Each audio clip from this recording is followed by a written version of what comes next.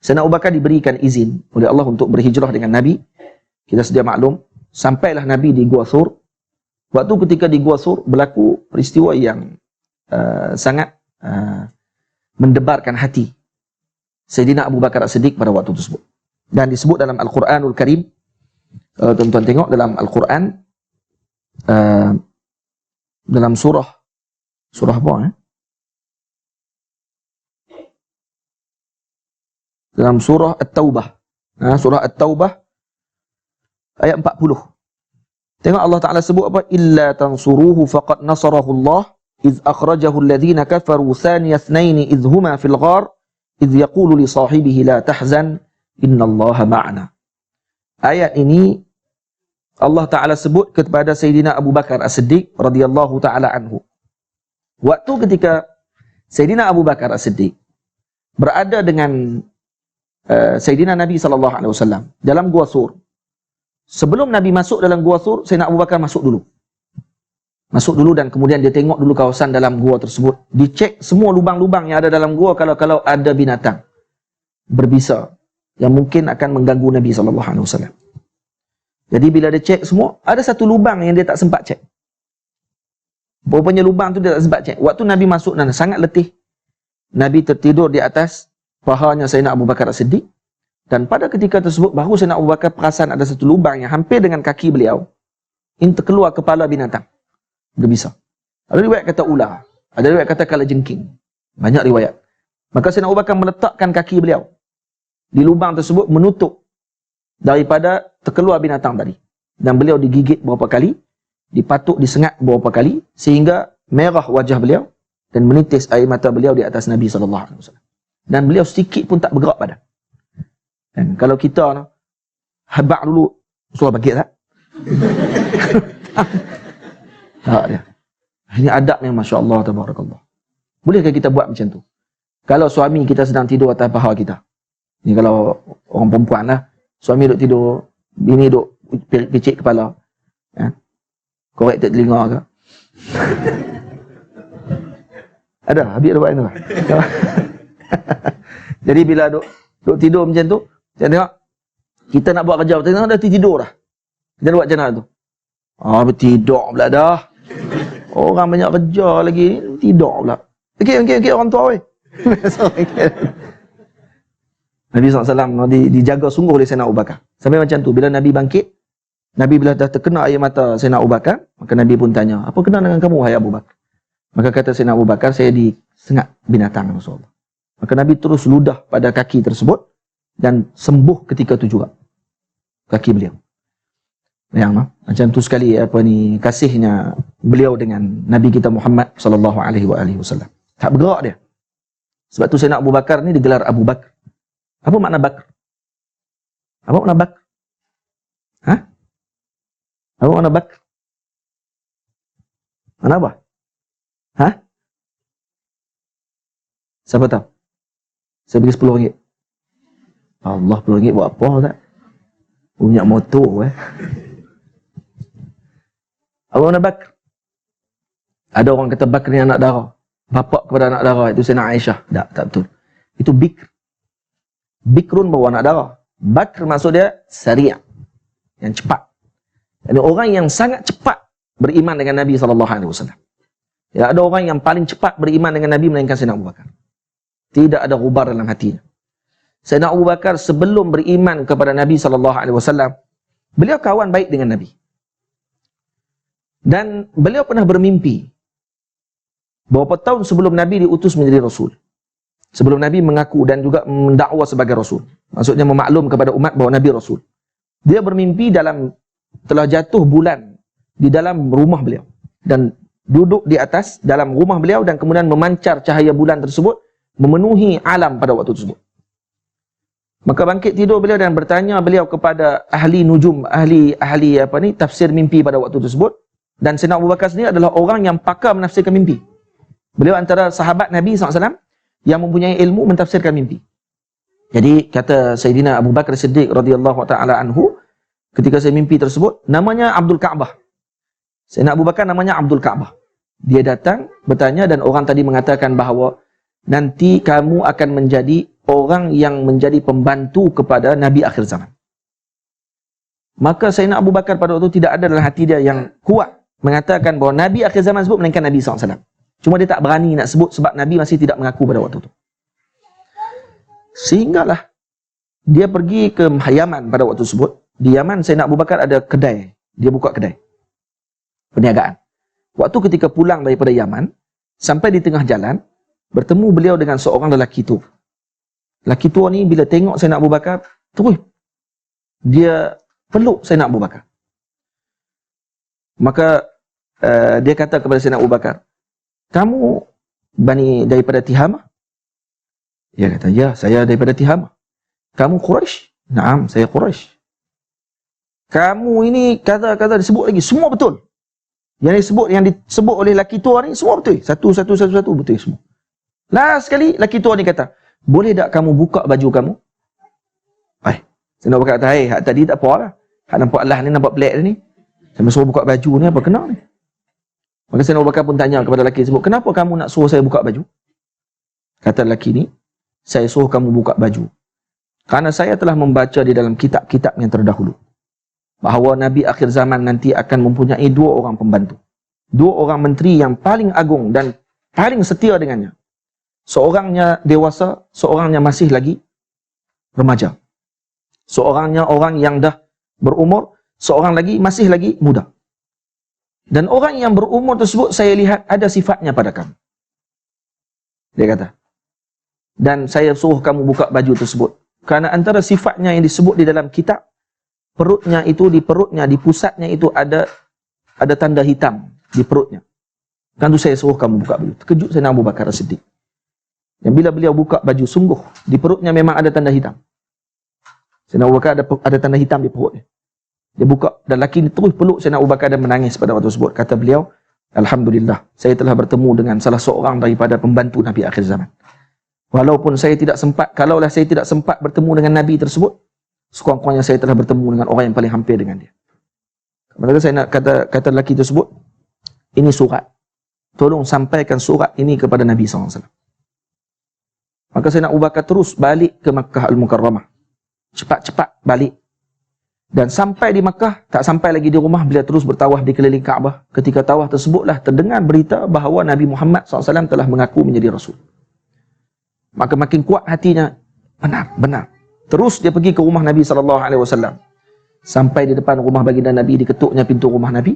Bila Nabi keluar, terus Nabi sebut dan Nabi peluk Sayyidina Abu Bakar. Dan Nabi mengatakan kepada Sayyidina Abu Bakar, wahai Abu Bakar, wahai, masa itu tak tukar nama lagi pada waktu itu. Masa itu Abdul Ka'bah lagi. Wahai Abdul Ka'bah, saya adalah Nabi akhir zaman. Maka Sayyidina Abu Bakar tanya kepada Sayyidina Nabi SAW. Tanya bukan kerana tujuan bukan tujuan tidak mau percaya. Tanya dengan tujuan untuk dapatkan kepastian lagi. Apa bukti kamu Nabi akhir zaman? Wahai Muhammad. Maka kata Nabi SAW, keluarkan surat yang dibagi oleh orang tua di tengah jalan dulu. Maka terus Sayyidina Abu Bakar menyebut, asyhadu an la ilaha illallah wa asyhadu anna Muhammadar Rasulullah.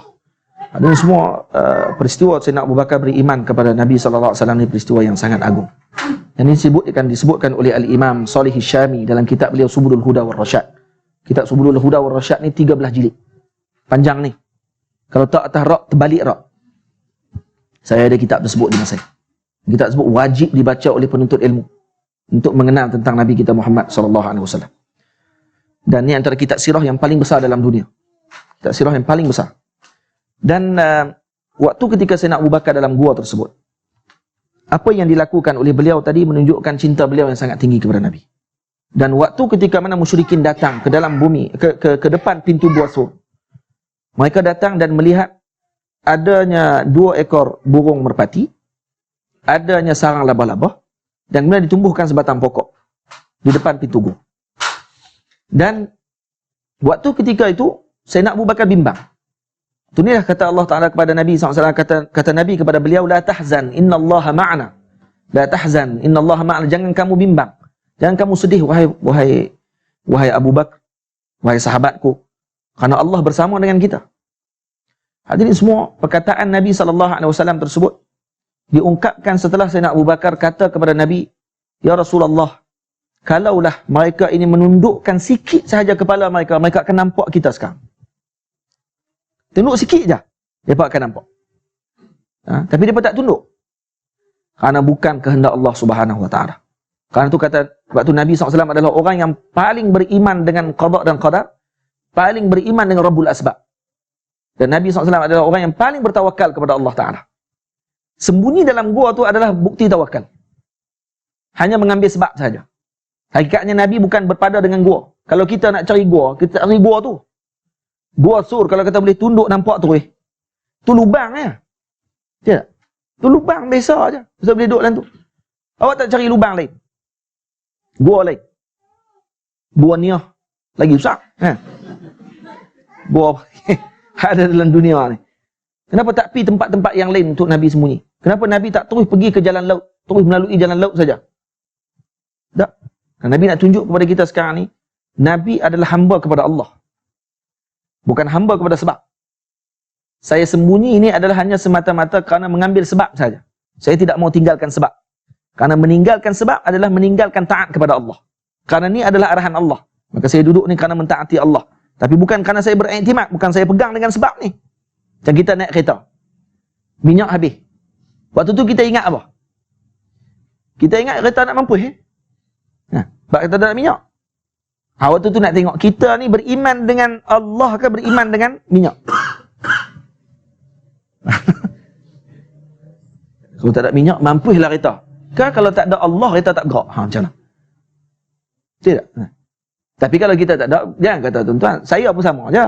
Minyak tak ada je berpeluh. Sama-sama duduk tengah hutan tak. Sama-sama duduk tu, hutan rauk tu. Faham? Saya pernah naik kereta dengan mak saya, ayah saya. Lalu, kawasan Cameron Highland, turun kot belah mana, Berincang kot mana tau. Turun tu, masuk pula jalan kot rauk. Orang tak pernah lalu jalan tu, jarang orang lalu tengah malam. Kalau kata perompak pun ada, semua ada jalan tu. Saya lalu dengan mak saya, dengan tawakal yang tinggi. Sebab kita tak tahu. Kalau tahu, taubat tak lalu dah. Dengan hujan lebat, minyak nak habis, lalu kot tu. Keluar kat rauk pun kat mana tak tahu, makan nasi ayam. Tu ke kedai tu ada, tak ada, Allahuakbar. Baca macam-macam lah. Allah, sebab ada kedai minyak ni, mungkin orang lah kot. Sebab hantu kalau dia buat pun, dia buat kedai ya, dia tak buat kedai minyak. Bila sampai tu kata, barulah orang cerita, kata jalan tu orang tak lalu tengah malam Ustaz, bahaya jalan tu. Ada perompak lah apa semua sekali. Buat macam mana? Wali-wali memang dia macam tu. Jadi Allahumma salli ala Muhammad. Bila tengok balik apa yang berlaku kepada Nabi SAW, jadi ini bukti bahawa Nabi adalah hamba Allah Ta'ala yang sangat berpegang dengan Allah. Maksud tidak ada satu dalam hati Nabi melainkan Allah Ta'ala. Dan waktu ketika Sayyidina Abu Bakar bimbang, Nabi kata, la tahzan innallaha ma'ana. Dan kalaulah orang musyrikin tunduk nampak Nabi, diceritakan kata Abu Jahal pada waktu tersebut dia pun datang juga. Dia pun hadir sekali sampai ke depan gua. Bukti kata dia ni ditutup penglihatan dia daripada melihat Nabi SAW. Sehingga dia boleh kencing depan gua pada waktu tersebut. Dia selak kain dia kencing. Abu Jahal ni walaupun dia bodoh, tapi taklah sampai tak malu. Tapi waktu ni nak bagi tahu kata dia sampai tak tahu kata Nabi dalam tu, maka dia pun selak kain dia waktu tu kencing depan tersebut kerana dia tak tahu. Kerana kalau dia tahu Nabi ada dalam tu, dia tak akan kencing depan Nabi. Dia pun malu juga. Abu Jahal, jangan ingat kata dia orang yang bodoh, yang bengong, kemudian yang tak handsome, perut boroi, jalan mengengkang, hitam, pendek, hunchback pula. Jangan. Abu Jahal ni tingginya hampir 3 meter. Badannya tegak. Kulitnya putih kemerah-merahan. Jambangnya tersusun rapi. Min ajmalil Arab. Antara Arab yang sangat cantik. Min ajmalil Arab. Dan ketua Arab. Di kalangan ketua-ketua Arab. Quraisy. Orang Quraisy yang terkenal, orang yang smart-smart, handsome. Dan dia orang yang handsome. Tapi sebabkan tolak dengan Nabi, habis handsome hang tu tak ada guna apa. Sebabkan tolak Rasulullah, habis, selesai. Jadi Abu Jahal digelar Jahal. Saya dah cerita baru ni di masjid dekat Masjid Al-Mardiyah. Kenapa digelar Abu Jahal? Kalau kita mengaji bahasa Arab, Jahl beza dengan jahil. Kenapa tak sebut Abu Jahil? Kalau jahil isim fa'il, jahil isim fa'il. Isim fa'il beza dengan sifah musyabbahah. Sifah musyabbahah jahl, adl. Adl sifah musyabbahah. Jadi kalau kata apa beza dia? Isim fa'il, antara tugas isim fa'il dalam bahasa Arab, sifat dia yatajaddad. Nah, dia boleh diperbaharui. Boleh jadi kadang ada, kemungkinan tak ada. Ada, mungkin tak ada. Sebab tu kalau kita kata hadza rajul jahil, ini lelaki ini jahil. Jadi kalau dia mengaji, akan hilang jahil tersebut, dia akan jadi alim pada waktu tersebut. Tapi kalau sebut hadza rajulun jahl, ini beza. Jahlun ni sifat musyabbahah. Sifat musyabbahah ni sifatnya ad-dawam. Maksudnya berterusan. Dia tak boleh pisah daripada dia. Sebab tu digelar Abu Jahal. Maksudnya jahil tu tak boleh pisah daripada dia. Memang bodoh. Faham? Maksudnya dia bukan Abu Jahil. Kalau Abu Jahil, mungkin lepas tu dia boleh jadi alim. Tak ada, ni Abu Jahal. Maksud jahal tu dah sifat dia dah. Dia memang jahil. Mereka tak boleh nak buat apa. Ajak pilih macam mana pun. Turun Jibril pun dia akan tendang Jibril. Sebelum dia tendang, Jibril tendang dia dululah. Maksudnya dia akan tolak Sayyidina Jibril alaihissalam. Maksudnya dia takkan terima. Nampak tak? Kerana jahilnya dia. Ini Abu Jahal. Lepas tu dia sampai sanggup nak bunuh Nabi SAW. Jadi waktu ketika mana perkara tersebut berlaku, apa kata Rasulullah? Apa kata Sayyidina Abu Bakar? Sayyidina Abu Bakar kata, ya Rasulullah. Bila Nabi kata, kenapa kamu sedih wahai Abu Bakar? Maka kata Sayyidina Abu Bakar as-Siddiq, ya Rasulullah, idza qutiltu fa ana rajulun wahid. Rasulullah, kalaulah saya dibunuh ya Rasulullah, saya seorang sahaja lelaki yang dibunuh. Maksudnya kalau saya dibunuh sekarang, saya hanya seorang yang dibunuh. Wa idza qutilta anta ya Rasulullah fa anta ummah. Ataupun dalam riwayat yang lain, fa idza qutilta anta halakatil ummah. Kalau dibunuh kamu ya Rasulullah, akan hancur umat ini. Kalau dibunuh kamu ya Rasulullah, akan mati umat ini. Kalau saya dibunuh ya Rasulullah, saya seorang saja yang akan mati. Tapi kalau kamu dibunuh Rasulullah, akan mati umat. Maksudnya Sayyidina Abu Bakar As-Siddiq bukan bimbang tentang diri dia. Dia bimbang tentang Nabi SAW. Allah. Kalau kita waktu tu ada dua orang. Orang nak bunuh. Lepas tu orang bagi pilihan. Kita nak selamat mana? Kita guna kaedah tu waktu tu. Kaedah fiqh kata tu jangan selamatkan diri. Jangan jangan kita biarkan diri kita terbunuh. Tapi dalam bab Nabi SAW tidak ada. Sayyidina Qubayb radhiyallahu taala anhu ketika mana ditahan oleh musyrikin Makkah, dibawa di Tanaim untuk dibunuh. Dia disalai di atas api, disalai. Sehingga terpadam api yang di bawah tu kerana jatuh lemak-lemak beliau yang menutupi api tersebut. Disalai. Kita tak pernah lagi kena salai. Salai ayam kita makan betul? Ada. Ni badan dia disalai. Selepas habis tersebut dilakukan sedemikian. Maka musyrikin Makkah kata kepada Sayyidina Qubayb, apa kata kamu kalau kamu balik ke Madinah, kamu ambil Muhammad, ganti tempat kamu sekarang? Macam mana? Kami lepaskan kamu, kamu ambil Muhammad datang ke sini. Maka kata Sayyidina Qubayb radhiyallahu taala anhu, kalaulah digantikan dengan ibu dan ayahku, aku sanggup gantikan ibu dan ayahku.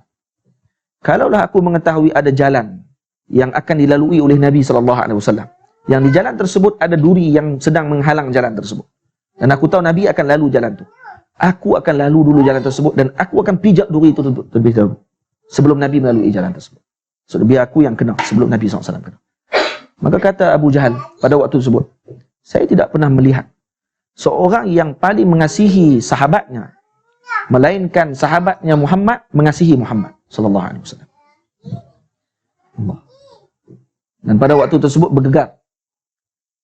Sehinggalah kisah Sayyidina Qubayb ini disampaikan oleh Jibril alaihissalam kepada Nabi kita Muhammad sallallahu alaihi wasallam. Nabi menangis di Madinah Al-Munawwarah pada waktu tersebut. Jadi kisah kecintaan para sahabat kepada Nabi ini, masya-Allah tabarakallah. Sehinggalah Sayyidina Abu Bakar As-Siddiq mengatakan yang sedemikian. Dan kalam tersebut sepatutnya ditulis dengan tinta emas. Nah, tuktabu bima'iz zahab. Ditulis dengan tinta emas. Bila dia sebut idza qutiltu ana fa ana rajulun wahid wa idza qutilta anta ummah. Idza qutilta halakatil ummah. Perkataan tersebut patut dijadikan sebagai panduan kita. Kerana beliau adalah orang yang paling beramal dengan hadis Nabi SAW, yang bila Nabi mengatakan bahawa man kana fihi salasun man kana fihi wajada halawatal iman. Tiga perkara yang kalau ada orang tersebut perkara ini, maka dapat padanya kemanisan iman. Apa dia yang pertama? An yakunallaha wa rasuluhu. An yakunallahu wa rasuluhu ahabba ilaihi mimma siwahuma. Maksudnya dia lebih mengasihi Allah dan Rasul daripada selainnya.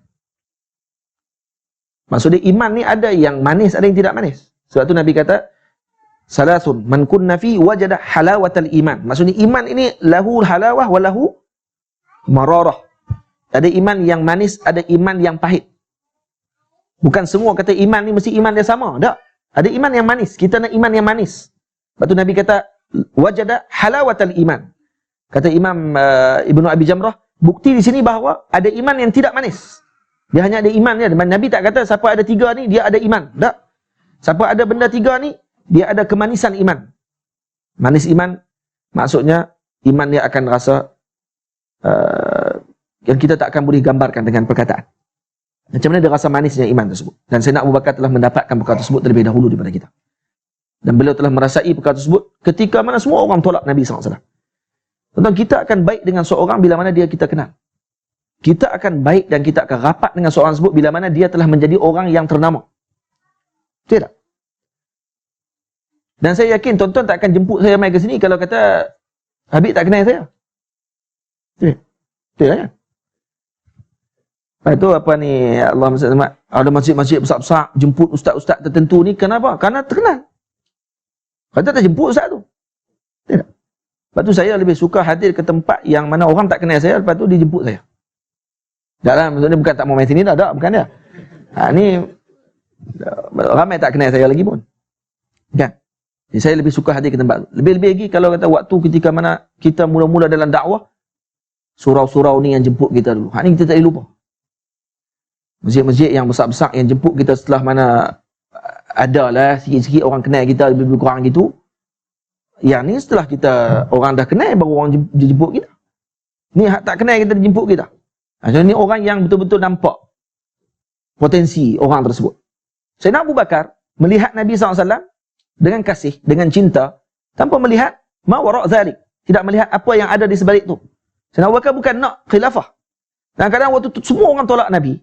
Kita boleh fikir waktu tu logik ke dengan adatnya pada waktu tersebut, dengan hukum adat. Kata, boleh ke pergi ke Madinah macam mana? Sampai waktu Suraqah bin Malik, waktu ketika dia datang kepada Nabi SAW, Suraqah ni pemanah yang tepat, pelembing yang hebat. Waktu dia hadir nak bunuh Nabi SAW, Sayyidina Abu Bakar duduk tengok berapa kali ke belakang. Dia duduk ligang ke belakang ni. Nabi dia duduk tengok. Nabi jalan, relax, tak tengok langsung ke belakang. Yang bimbang waktu Sayyidina Abu Bakar. Sebab Sayyidina Abu Bakar bimbang waktu tu Suraqah akan baling lembing dia. Dan kata, waktu tu Nabi hanya berkumat kamit mulutnya membaca ayat Allah Subhanahu Wa Taala. Baca Al-Quran. Dibacakan doa. Dan waktu tu ketika Suraqah lari dengan kudanya sentiasa terjatuh. Sampailah yang last sekali, terperosok kaki kuda Suraqah ke dalam tanah. Setengah kaki kuda masuk dalam tanah. Waktu itulah dia minta tolong. Dia kata, tolong saya. Dia nak keluar, dia pun tak boleh nak keluar. Kaki-kaki dia sekali duduk dalam tanah. Maka Nabi berpaling sampai kepada dia, Nabi datang. Dan Nabi SAW kata kepada beliau, nak tak beriman kepada saya? Dia kata, apa yang saya akan dapat kalau saya beriman kepada kamu? Maka kata Nabi SAW, Nabi tulis surat. Suruh Sayyidina Abu Bakar tulis surat, ada surat dia. Kata, ini surat kepada kamu. Kalau kamu beriman kepada saya, kata Nabi, nak tak kamu, aku bagi kepada kamu gelang Raja Kisra. Gelang Raja Parsi, saya akan bagi kepada kamu. Suraqah terus beriman kepada Nabi SAW. Nak beritahu kat kita apa dia? Nak beritahu kata Suraqah ni adalah pilihan Allah.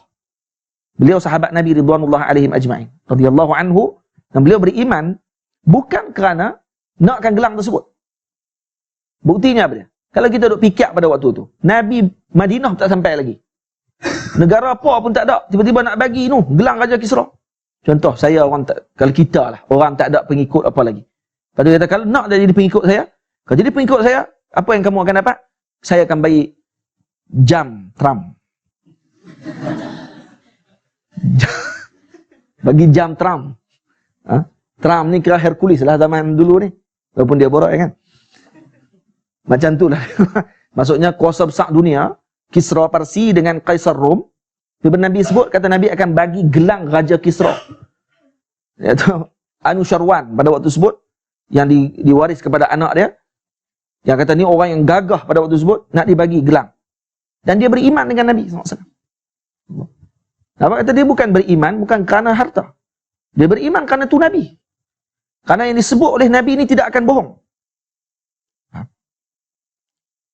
Sebab tu ketika mana pembukaan kota Parsi, Sayyidina Umar setelah mana mendapatkan gelang Raja Kisra, mula-mula dia cari siapa dia? Mula-mula cari Suraqah. Dan Suraqah dah lupa dah. Dia dah tak ingat dah. Dia dah tak mau dah dengan dunia. Tapi Sayyidina Umar ingat dengan hadis tersebut.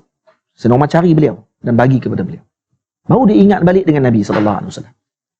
Jadi